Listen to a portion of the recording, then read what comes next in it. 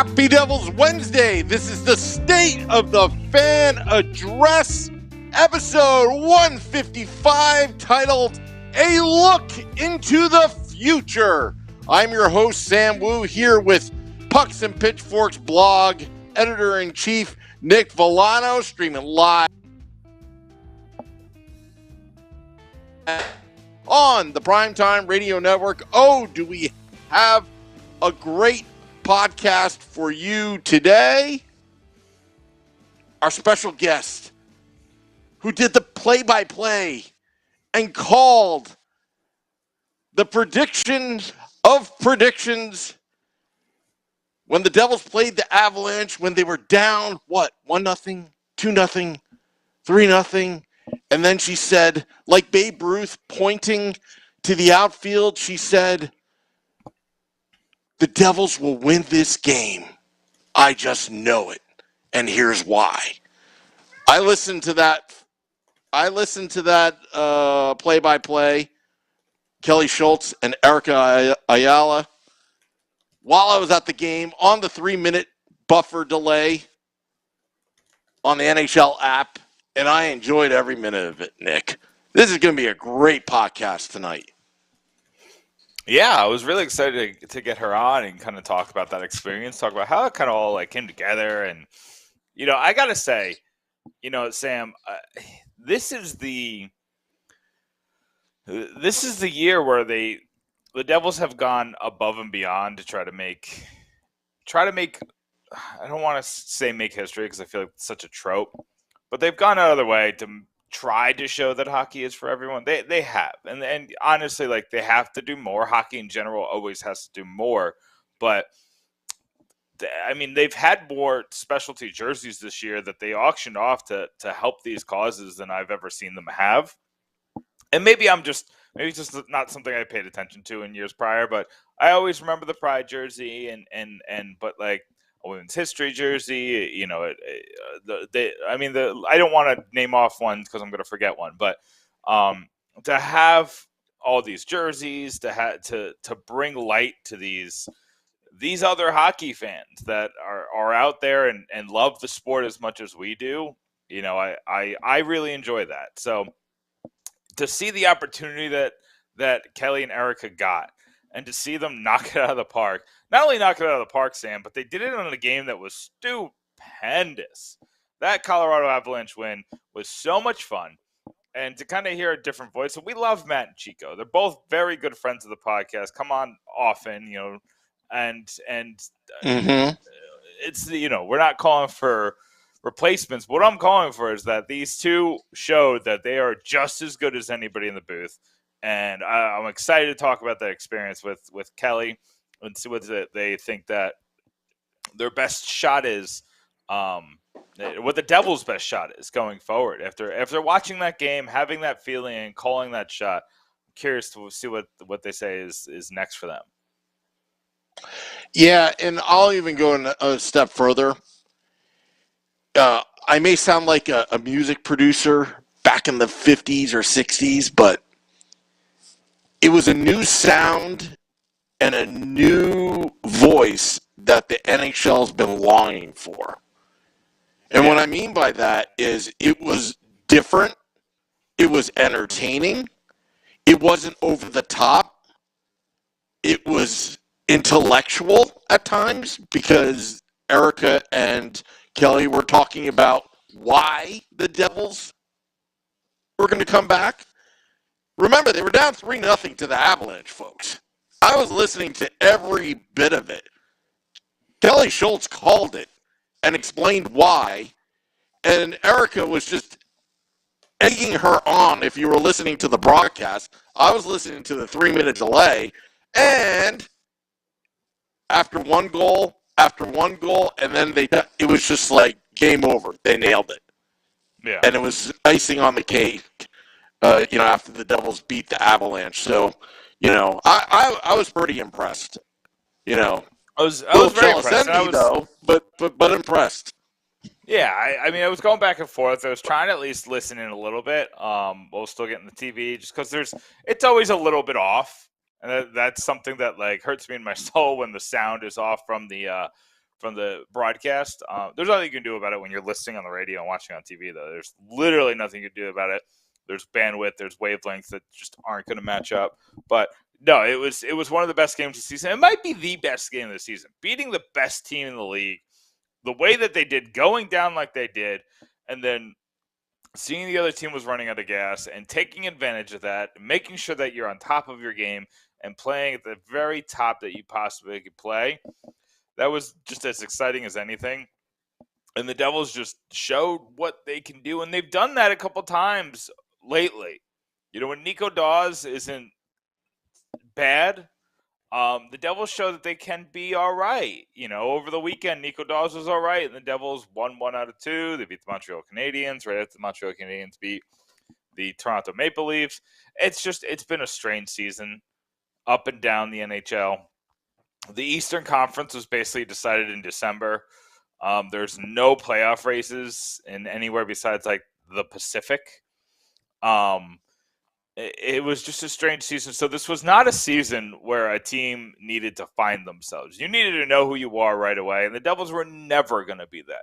The thing that you thought the Devils could be is a team that grew into itself with Dougie Hamilton coming in, with Ryan Graves coming in, Jonas Siegenthaler having a full season here. Hopefully you wanted Alexander Holtz to be a part of this. But the growth that Jesper Bratt's seen, the growth that Jack Hughes has seen, those two players alone show that there's a lot to be excited about when it comes to this New Jersey Devils team. So I think that, and we'll talk to Kelly about this, but I think that there's something here. You just have to, what's the word I'm looking for? I don't want to say be patient, because we've all been more than patient. We've all have done our due diligence and paid our dues, and we deserve a good team. But you look at other teams that are in a similar position. Like, look at Detroit. Like, Detroit can't stop anyone from scoring at will. They have Lucas Raymond. They have Mort Seider, two of the best rookies in the league, but it just doesn't matter. Like, they're just allowing 6 and 7 goals some nights.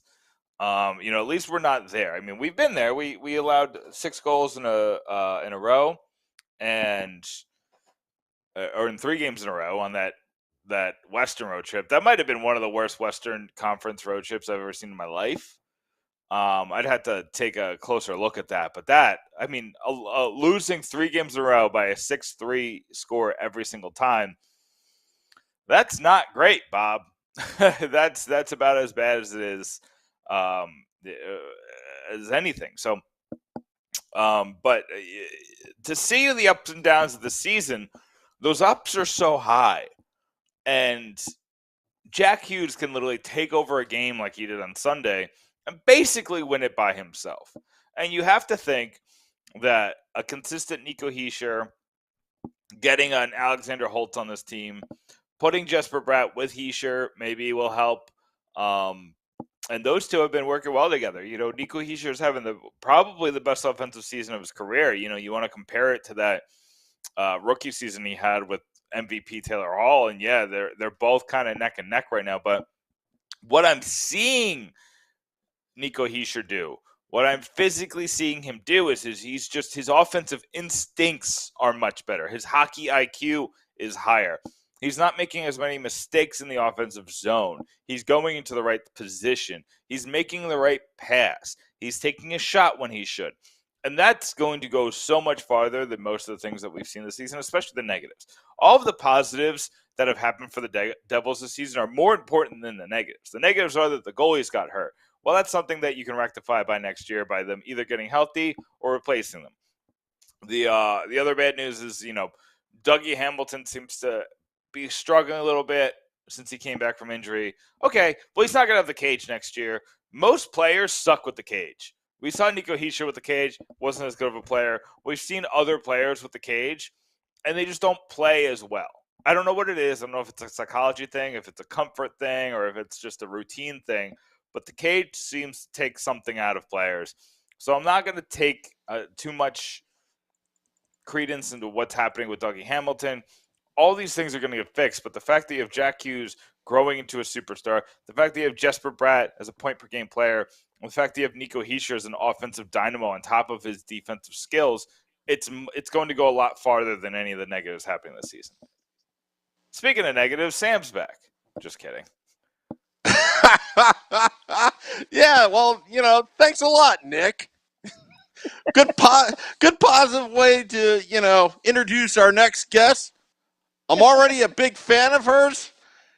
Her name is Kelly Schultz. She's an award-winning play-by-play announcer. You can find her on Twitter at Kelly Schultz. Kelly, you're on with Sam and Nick. How are you tonight? I'm good, guys. How are you? Oh, we're great, Kelly. Thanks so much for coming on. We're really excited. Happy to be here. Oh, thank you so much. We were gushing over just the play-by-play and the color from you and Erica a couple weeks ago. We were it was we love Chico and Matt, but it was a nice change of pace. It was interesting to see your expertise out there. So first and foremost, congratulations. That was such a honor to see someone like you and Erica get that honor, and to be the first female play-by-play color team out there. So can you kind of tell us how this came about? Like, how did this get brought up? Well, it's crazy. Oh, Sam, I think you hit a button. And I got a message actually from one of the Minnesota Whitecaps players, Allie Thunstrom, and she said, "Hey, somebody reached out to me and asked if you would be interested in being part of this women's all broadcast for the New Jersey Devils." And I was like, really? So I don't know who it was that reached out to her, but the next thing I know, Mark Ciampa, the VP of content, reached out to our sports information director at Bemidji State and put me in contact with Mark. So it was a really quick turnaround, but needless to say, I was more than excited to be part of it. It was a chance of a lifetime. And of course I was like, yeah, absolutely, I'll do it. I'll be honest, I hadn't watched New Jersey play all season. I live in the state of hockey, so Minnesota Wild has been on the TV a lot more often in the past. But after all has said and done, I've become a Devils fan after that. It was such an incredible experience. We can use as many fans as we can get, Kelly. Well, I'm happy to be part of the bandwagon, I guess you could say. Yeah. Yay. Hey, we appreciate it. So you live in Minnesota. Hockey is basically in your blood. Then, if you live in the state of Minnesota, we won't talk about the Zach Parise situation. I will spare you that because I'll hear the boos through the Facebook Live feed. But how lucky are you and Erica that y'all got the call the game of the year? And Sam, I didn't hear this, but Sam says that you predicted the comeback. What was it like to call such a crazy game? Babe Ruth-like. I've always loved a good David versus Goliath, underdog story. Always been a big fan of the underdogs. So I knew going into it, I thought, oh, Colorado. I mean, I've seen them play against the Wild so many times and break our hearts. I'm like, no, you know what? New Jersey's going to do this for us. And it got down second period. The Devils were down 3-0. And I'm like, oh, okay, wait, no. Positive vibes. They're going to turn this thing around. I mean, they were playing. The Devils were out shooting them in that first period. And I'm like, there's no way they're going to just let up. They're not going to let up off the gas. There are teams out there that play up to their opponents. I've seen it firsthand here at Bemidji State. And the Devils happened to do that night. And I turned to Eric, I said, yep, the Devils are going to score. And the minute they score, the floodgates are going to open. And the next thing you know, it's 3-3 going into the third. And I'm thinking, wow, did we just predict that? It was the coolest game to ever be a part of. And just an incredible experience from top to bottom as far as the fans, just getting into the game. I mean, your team's down 3-0. Like a little bit into the second period, most people will be like, well, I'm going to go grab a beer or, something at concession stands and just enjoy the rest of the period, maybe leave a little early, but nobody left early once they tied that up going into the third. So it was a blast. Actually, Kelly, I'm going to tell you where I was when you made the call, the prediction. So my season ticket rep, I just happened to meet him, and he upgraded me out of nowhere while we were down 3-0.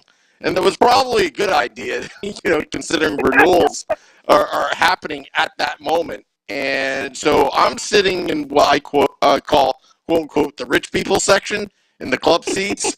And there's a big buffet and all that. And I had my AirPods on the entire time. And you made the call. So I was like, all right, I'm going to sit down here, enjoy myself and look at the food and all that. And then it was 3-1. And then your partner, Erica, was just egging you on because, okay, it's 3-1, then 3-2, and then 3-3. And it was an unbelievable experience, even though it was on a 3-minute buffer delay. That's the nature of internet radio. But it was awesome. It was just an experience because I've never done that before. Listen to a game on a 3-minute delay and actually enjoy it, while I'm at the game. It was a really fun experience. I just want to let you know that. Oh, that's awesome to hear. That is, you know what? I've got people that will come to our Bemidji State games and listen. We've only got like a 20-second delay rather than the 3-minute, but it's so cool to be able to connect with the fans like that and to be part again. I mean, this is like a storybook ending for the Devils that night. To be able to beat the number one team in the league on a comeback, down 3-0, and to be able to 5 unanswered goals and 5 different players. That to me was like from top to bottom an all-team effort. I mean, Nico Dawes could have gotten down on himself after giving up those 3 goals, but no, it just seemed like he got better throughout the game, and he believed that they were going to win. So why not? I mean, it was really cool. So, what did you learn about the Devils during that game? You said 5 goals from 5 different players. You kind of saw their game-breaking ability, but you said you didn't watch a ton of Devils games. I'm sure you caught up. But what did you learn from that experience about this team? They've got some young talent. I was really impressed Jack Hughes, obviously. He's come into his own. He's become the star. I mean, he's still super young. And then, of course, you're going to bring in his brother soon. Who's playing for Michigan right now. We'll talk about the future a little bit ahead, but I'm just so impressed. The one thing I was disappointed when we got to media day that morning for the press conference, and I found out Nico Hischier had been put on the injury list for the night, and he wasn't going to play. And I had watched like 2 or 3 games before that one to get ready for it. It would have been I'm trying to think.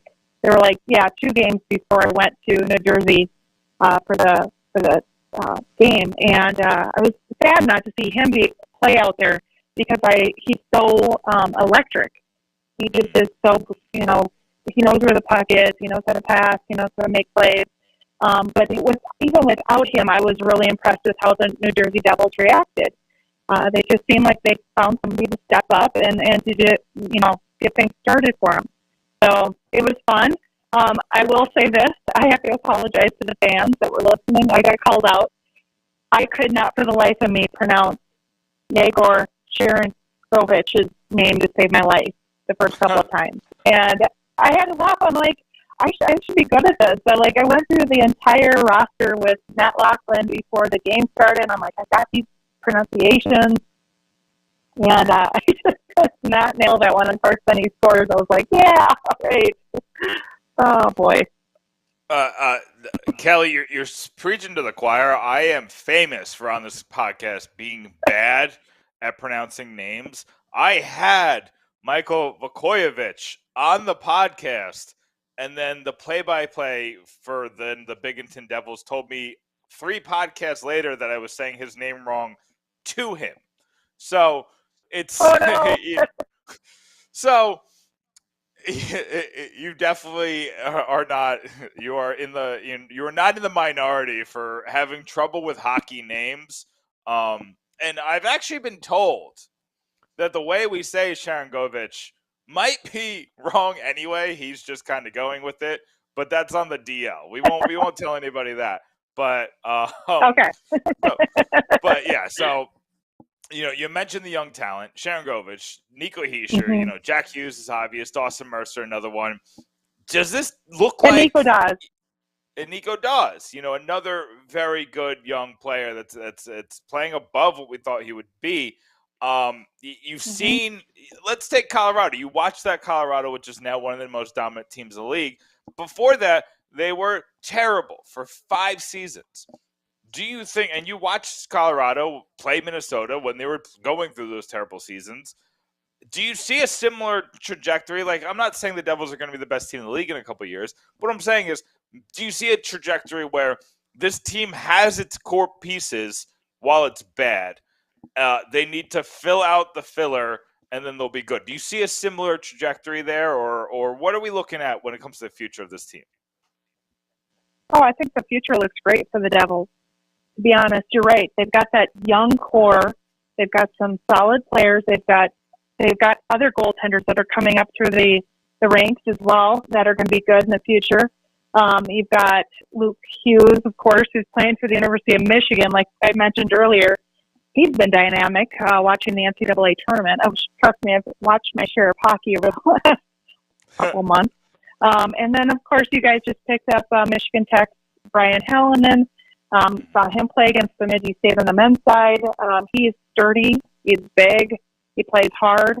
So I think the youth is there. I think it will take maybe a couple of years, but I think, the future does look good. I love that. So this week, I don't know if I told you this, but I'm from Tampa, Florida, which is about 20 minutes from Wesley Chapel, Florida, where we just saw the Isabel Cup. Unfortunately, Connecticut was not able to, they've been trying to win that first one. Didn't get it done, but it was a great final. It was fun to watch. A little late. 9 p.m. start seems like it hurt my soul a little bit. Had to figure out how to get that on the TV. But that's neither here nor there. You get the time slot that you get. But tell us about the PHF season. Tell us about, it's the first season under the new branding. They're trying a lot of new things. They're trying to get you excited. They're going in another direction next year with a new, head of the league. There's a lot going on with the PHF. What are now that you get a chance to kind of sit back and kind of, take it all in, what are your thoughts on the PHF? And then we'll kind of get into supporting hockey for them in a minute.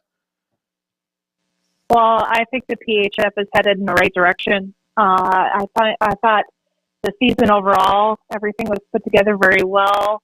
It was very organized. I thought Ty Tuminian did a great job as commissioner. The marketing of everything, I think, was solid. They're getting new sponsors. They're getting sponsors to come back and to, carry on through those sponsorships. They're getting more loyalty, I think, from their fans. I think, bringing in ESPN Plus and then ESPNU or two to the Isabel Cup and throughout the season, it's only going to get better. And being part of it this year was an incredible experience for me. I had to work around my Bemidji State schedule a little bit to be able to do some of those broadcasts, but just being part of the crew that worked behind the scenes to put on such great broadcasts and to be able to bring the fans this exciting women's professional hockey was an incredible experience. I just think the PHF is going in the right direction. I thought for sure that either Toronto or Connecticut were going to win the Isabel Cup, as solid and strong and as tough as they've been to play against. I thought either one of those teams were going to win it. But, of course, you get Boston in there, who's the defending champ. And they're just as good. I don't want to say they were kind of sitting back on their heels, just hoping they'd get into that situation. But I think once they did get to the semifinals or the quarterfinals and semifinals, and they realized they could score as many goals as they were, it was like there's no stopping them. Once they won their first game, I'm like, they're going to go all the way. and sadly, I was rooting for Connecticut, but I'm not supposed to root for anybody, so I've already put that out there. But I was really looking for Connecticut to finally break through that. You know, they're one of the originals. To be able to say that they've won an Isabel Cup would have been really neat. And Toronto being the newcomer, being as good as they were and dominant as they were all season long, being backed by Lane Chewy and forward Michaela Grant-Mentis. I mean, they were just fun to watch this season, so dynamic. And I just think the future is going to be great. I love that the ownership is kind of changing across the league a little bit.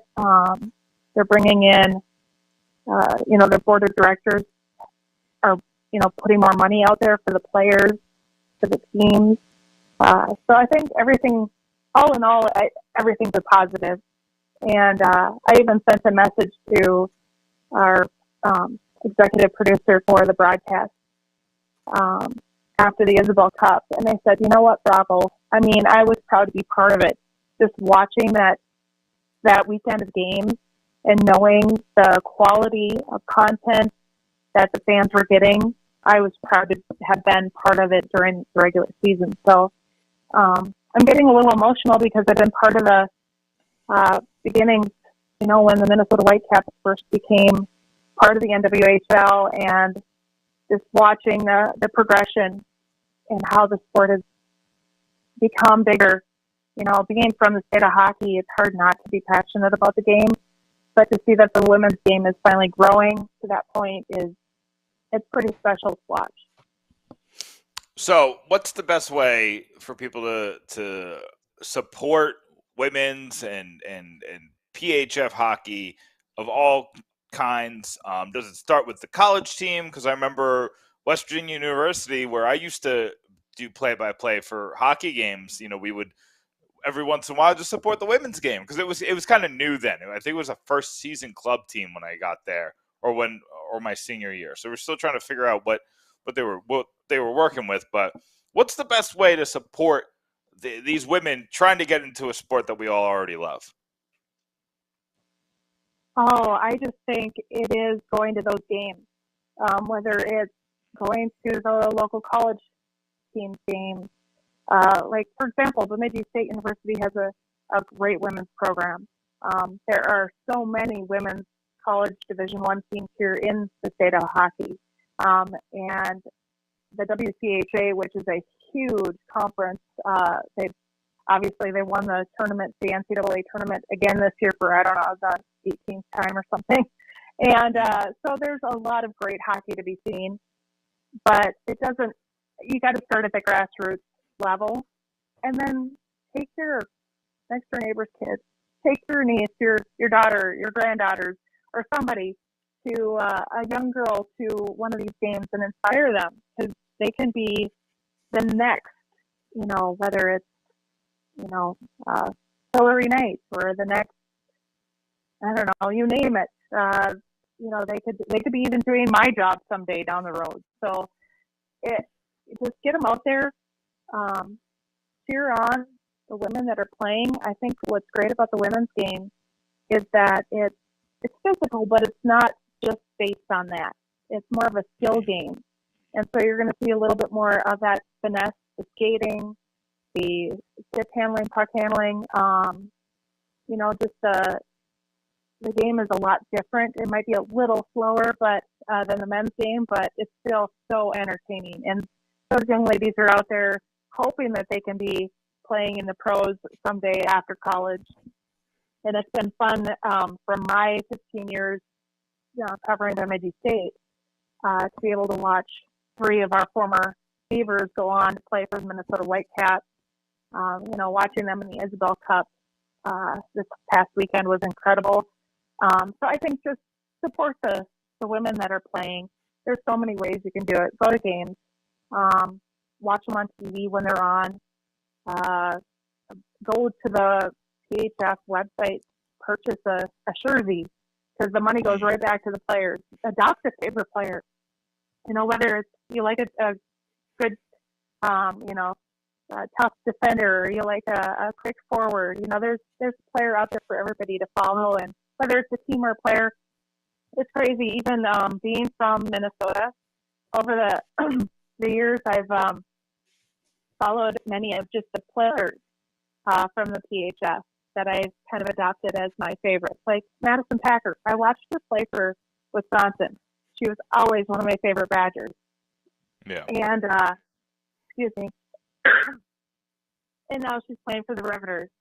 It's just been fun to watch the players, how they progress, where they end up, what they end up doing, and things like that. Just find a player to cheer on, or find a team to cheer on. Take your neighbors to it. Buy season tickets. I don't know. There's a lot of ways to support the women's game. And we'll continue to talk about the women's game here as much as we can fit in. We'll try, and we'll even try to go to a couple games. It's like I said, that 9 o'clock Eastern. I wanted to get to that Isabel Cup, but working the schedule I do, 9 o'clock is late. So unfortunately, but if they come back next year. Yeah, they were hurting me there, but everything else they've been doing, they've definitely brought it into the purview of people who did not even know it existed last year or years before. We got Dan Rice, who works for he works under me at Pucks and Pitchforks, and he does an amazing job with the Ice Garden, and everybody at the Ice Garden just a really good job of just getting women's hockey out there and kind of getting more people involved in this sport. So, love that what you're doing. We love what you're doing. That's the thing I forgot to mention too, is support the people who are out there writing, the media members that are out there covering women's hockey too. Like you mentioned Dan Wright, Dan for many years. There's so many out there. Mike Murphy. I mean, you mentioned the Ice Garden. Follow people like Erica Ayala and Marissa Angini. There's so many people out there covering women's hockey, and they're amazing. They're so knowledgeable, and a lot of them do it for very little money. So for you to support them and follow women's professional hockey, college hockey, whatever it is, it means a lot to a lot of the people that are involved. And here's the thing, and in my jobs, I need to know how algorithms work and social media and yada, yada, yada.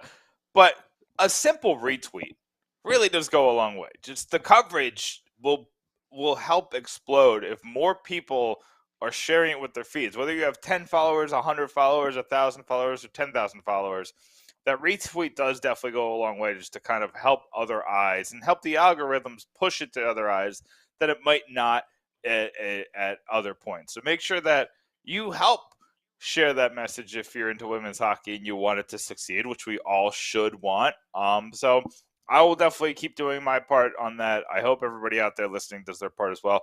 Kelly, you didn't mention yourself, but you're also a Twitter follower that people should follow, at Kelly Schultz. I do want to thank you for coming on. This is great. We had a lot of fun. Your passion for hockey just exudes through the phone, and we love hearing that. And we'll definitely, when we got, if you're calling more NHL games, or if we got some women's hockey and PHF hockey to talk about, we'll definitely have you on again. Thank you so much for spending some time with us. And we'll talk to you soon. Sounds great. Thank you guys, and good luck to the Devils the rest of the season. Thanks, Kelly. Thank you. That is Kelly Schultz, play-by-play announcer and newly Devils fan. Nick? We did it. We converted them. We keep converting these one people. By They're one. Coming around, Sam. One by one. It's kind of weird that there's so many famous Devils fans out there just in the media. Greg Wyshynski is a Devils fan. There's a couple other people that Emily Kaplan. Hello. Yeah. Bagel Snob. ESPN.com. Jersey's own Emily Kaplan. Jersey. Everybody said that hockey was boring. Devils hockey was boring in the 90s, but look at the timetable of some of the greats covering the game today. Maybe it was that chip on the shoulder that you put on us, people, talking about our boring brand of hockey and the trap killed the NHL. Get the hell out of here. Get out of here with that. You remember those days? Remember those days? I remember saying to myself, winning is never boring. Winning is never boring. I was 6 Winning when is the never Devils won the boring. first Stanley Cup championship, which makes me 12? 14? Wait. 12. No, yeah, I was 14. Sorry, I'm bad at math. Well, I need to go back to school. I was 14 when the Devils won their last championship. Sam, I am 33 years old. Next year is the 20th anniversary of the last Devils Stanley Cup championship. We need to do something about that, Sam. I'm sick of the losing. I'm sick of having to talk about things in lore like a Rangers fan. Like a Rangers fan. We're becoming like Rangers fans. We got to do something about that, Sam. We need to go to a championship, win that some business, and then we're going to finally be able to just kind of recoup and just be like, we are the champs again. And Sam, I think this is the core to do it. This just feels different than every other year that we've had this team. Every other year that we wanted to just be a consistent playoff contender, and that's kind of what, even when we had Taylor Hall, you think about it, what was the ceiling for those Taylor Hall teams? Let's say pre-Jack Hughes, pre the disaster that was the 2019 season, what was the ceiling for those Taylor Hall teams? I guess the ceiling was as high as Corey Schneider was going to take us. It clearly wasn't very far at some point because the injuries just caught up to him. So the core now compared to the core then is a championship core. I don't want to predict they're going to win a championship. And we had this conversation last week, Sam, where you were trying to figure out what I asked you, what makes this satisfying? What makes this a success? What makes the long hours of watching Devils hockey and watching losing hockey, what makes it a success? You said one title. And while I agree with you, I look at this core, and if you tell me that after what we saw Sidney Crosby do, after what we saw, Steven Stamkos do with the Lightning and Nikita Kucherov, there's more possibilities there. And, but then you see Connor McDavid in Edmonton, who can't even get close. He got close the 1 year. When it was the year that they got Larson, right? I think it was 2017, right? I don't know. 2016, 2017, they got to the Western Conference Final, and we thought it was over. Well, it was over. The happy times were over for Edmonton. They haven't really gotten that close since. You don't want that for Jack Hughes and the Devils, but I think that they built it a little bit differently. They do have the 1-2 punch in Hischier and Hughes that the Edmonton Oilers have in Draisaitl and Draisaitl and McDavid, but they're not paying them like Draisaitl and McDavid. They're paying them like the $8 and $7 million. So they should be able to build wingers like they have Jesper Bratt. I can't think of a player on the Edmonton that has been as good as Jesper Bratt that's been on the wings of Connor McDavid. They have Igor Sharangovich, who's been scoring much better as of late. They have Dougie Hamilton and a really good defense. They just have to get the goalie, Sam. It's really just the goalie. If they get the goalie, this is different. And I'm seeing some people out there putting out some ridiculous trades just to get a goalie. And desperation is not going to look good on us. The one that I told you, the one that I've been looking at is Hellebuyck, because I don't know where Winnipeg is going. I don't think Winnipeg knows where it's going. For the first time, they've replaced Paul Maurice. And I think that's the only place that I go with a grandfather offer. I'm not giving a grandfather offer for Spencer Knight. I'm not giving a grandfather offer for Askarov. I think they're going to be good. But every year I hear about, last year was Wallstead. And then Wallstead wasn't even the first goalie taken. There's always goalie talent in the draft. I want somebody who I know is great on the ice in the NHL. So that's where I'm at with the Devils. I think that they're on the right path. And maybe if you talk to me right after that Western Conference road trip where they lost every game 6-3, I'd feel different. But that's just how this season has gone. It's up, it's down, it's up, it's down, it's up, it's down, it's up, it's down, it's up, it's down, it's up, it's down, it's up, it's down, it's up, it's down. And that just how it's going to be until the end of the season. I will say, Sam, Miles Wood returned on Sunday and looked like Miles Wood. And that's what I'm writing about on Pucks and Pitchforks right now. That'll be up in the morning. But what were your thoughts on Miles Wood? Speed demon. I would say like a wrecking ball, but not reckless. I think he did get a penalty, which is very much like him. But yeah, but honestly, he's one piece of the puzzle that was missing. Yeah. And he could play on a top six line just to add some fuel to Jack Hughes's wing and also protect Jack Hughes as well, because there were times in the game that they were putting the body on Jack Hughes, this season. And you know what? Jack Hughes, he's absorbed it pretty well. His new body, the one he worked so hard to get in shape for, to withstand that kind of NHL hit. And, I would say this.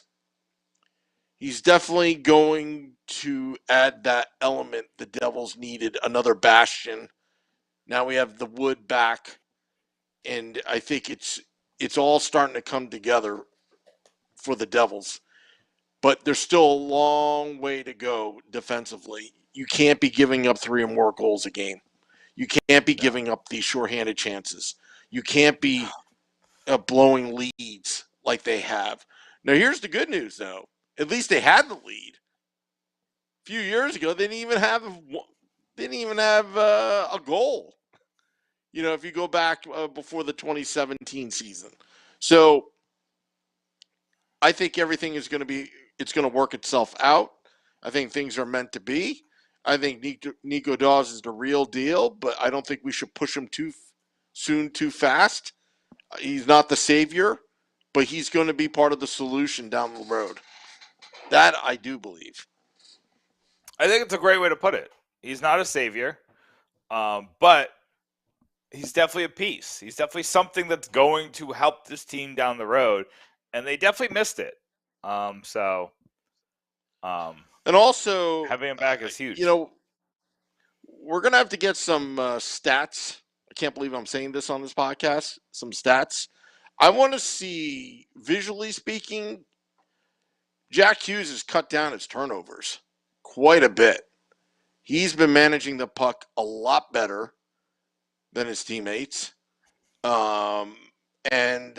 know what? I think Jack Hughes is now starting to get the attention of the entire world, the entire media, seeing his name on the covers, of the future. And one would ask, was he a bust several months ago after he got hurt? Was he injury prone? Was he not really right now? He is playing like a first overall pick, and he can't even legally drink yet. And he endured a pandemic, which most rookies, first overall picks, can't really say. The other first overall pick that endured a pandemic, Lafreniere, he's not going anywhere. Yeah. There's a question out there on the Twitterverse, and we can kind of end on this, but there's a question out there about if you go back in time and you go to the war room and the Devils have the chance to pick Moritz Seider or Jack Hughes, who do you pick? I don't think it's close, Sam. I know Moritz Seider is having a phenomenal season. He looks great on defense. I'm not taking anyone close to anyone not named Jack Hughes. Nobody in that draft. Nobody. I think, and I put it into perspective, I think that if you put odds on it right now of who's going to be the best player in that draft, it's I think it's like a 40% chance that Jack Hughes is the best player in that draft. And that seems low, but there are some good players in that draft. Outside of Sider, like there's Zegras, Cole Caulfield is looking a lot better, Spencer Knight, and a couple players who haven't even gotten a chance to kind of show what they're doing. But maybe it's more than 40% when I look at this. Like, a lot of these players haven't lived up. Like Kirby Doc, Capo Caco, Dylan Cousins hasn't shown what I thought he was going to show. Vasilija Podkolzin not showing what I thought he would show. Cam York, same thing. It literally, Peyton Krebs is another player that I thought would be really good. He was injured at that draft. That's why he fell to 17. But when I look at Jack Hughes and what he's doing this year as a 20-year-old on a bad team, so every single time he's out on the ice, the other team's goal is to put their best defensive pairing out there to stop him. And he still gets, we talk about how he's a point-per-game player. Sam, he's leading the team in goals, and he missed 6 weeks. It's not like this team is bad at scoring. Nico Hischier scoring this year. Sharon Govich found a scoring touch. And Jesper Bratt has played the entire season, and he's a point-per-game player, and Hughes still has scored more than him. There's no way in hell I'm taking anyone besides Jack Hughes in the last 3 drafts. There could be a possibility, and I'm probably going to get wrecked for it. There could be a possibility. There's going to be a debate who is better, Sidney Crosby or Jack Hughes. If you look at Jack Hughes, the astounding stat that stands out is 0 penalty minutes, and it's not like he's passive. It's not like he's passive. He is poke checking. He is the takeaways that Hughes has done. All it takes is just one misfire, and you got a slashing penalty. Yeah. But he is so disciplined in that respect all season long that, Crosby, he gets his penalties. He does stupid things every once in a while. But Jack, it's amazing how the way he plays, he's just as slippery good as Crosby. Guys just can't lay a full hit on him. And when they do, he bounces right back up really quickly. He knows how to use his body very, very well. And, again, if a lot of things have to happen, but if Jack Hughes has like an Ovechkin-like player on his line, and not saying the players around him are bad, but Dawson Mercer, he could be that guy for many, many years. But he did say that he played wing down in juniors too. He split time. That part I didn't know. During the interview that he had, it was on NewJerseyDevils.com. Dawson Mercer is one of those versatile players. You can put him anywhere. Put him with Jack Hughes. I mean, heck, he's only 18, 19 years old. I know, that's wild. I mean, these kids, it is wild. And then what was funny about that article, come from the New Jersey Devils, was they were talking about longevity. I'm like, longevity? He hasn't even played full 82 games yet. It's like, stop the hype train. All right, it's great that he's playing every game.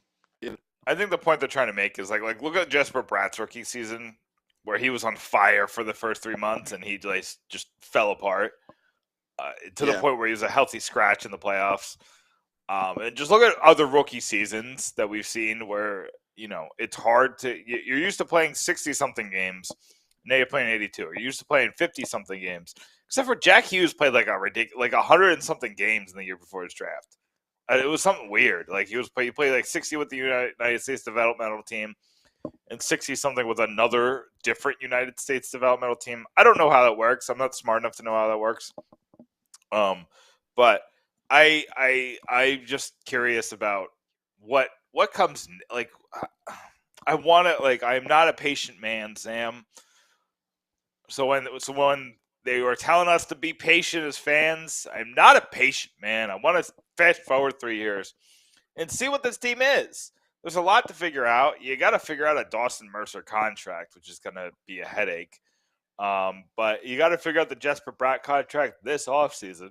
You got to figure out some other contracts for the like. What do you give Miles Wood? I had people. I was kind of going over what I thought Bratt, Zaka, Wood just roundabout, and I said Wood might get $3 million. Some people thought that was preposterous that you give a guy who was just injured $3 million. Others thought I was coming in woefully low. You know, these contracts are complicated, and finding the right number is complicated. So I think that we have to. What's the word I'm looking for? I mean, the development has to be in the right place. You know what I mean? Mm-hmm. We have to be in the right place for development. And I think the Devils are on the way. The big question is the coach. You know, what do you do with Lindy Ruff now? I like a lot of what he's doing. I don't like a lot of what he's doing. He's basically 50-50 for me. If you ask me if I want him back, I've said before I don't want him back. But I like what he does with a lot of people on this team. I don't like a lot of the on-ice decisions he makes. So it's like you got to prioritize. See if are you prioritizing the development of players on and off the ice, or are you prioritizing the decision he makes? Like my ideal situation, Sam, would be to hire somebody and keep Lindy Ruff.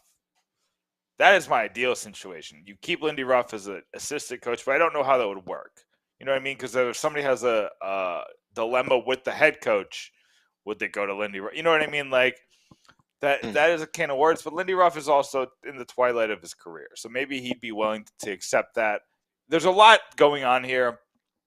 I just think the Devils are in the spot where this is the light at the end of the tunnel, and we're about to get out of this mountain, and we're about to be good again. Hopefully. If we're bad next year, then I don't know. Then I don't know, Sam, because if we're bad next year, then I told you, 2024, 25, they're allowed to be bad next year in my plan. They can't be this bad. They don't have to make the playoffs next year. You can't be this bad. And let me tell you how close they are. The shorthanded situation needs to stop. They're not that far off. Everything else is all right for now.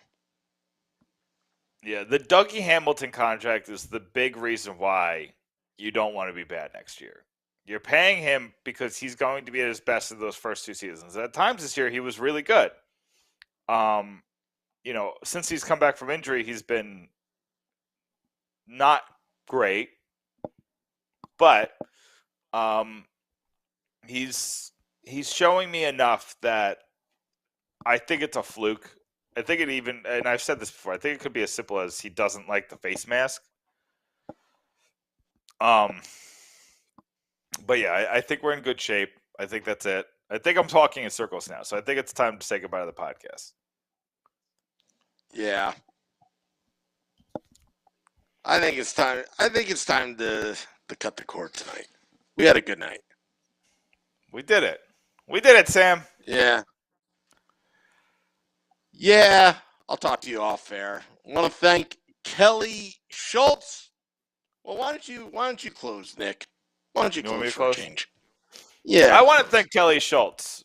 Make sure you listen to her. Make sure you follow her at Kelly Schultz on Twitter so you see what she's doing next.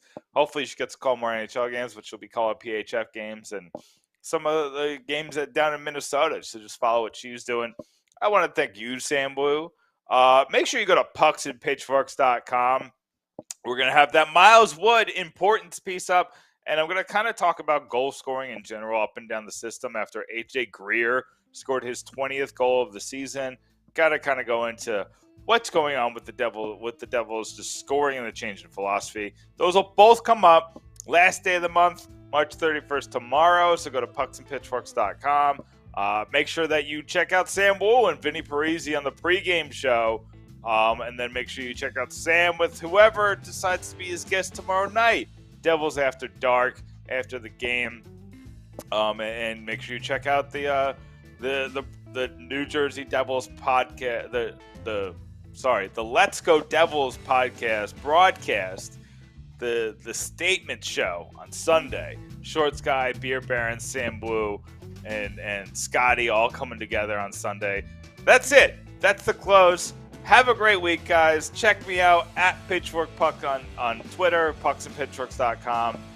I think I got everything, Sam. Till next time, let's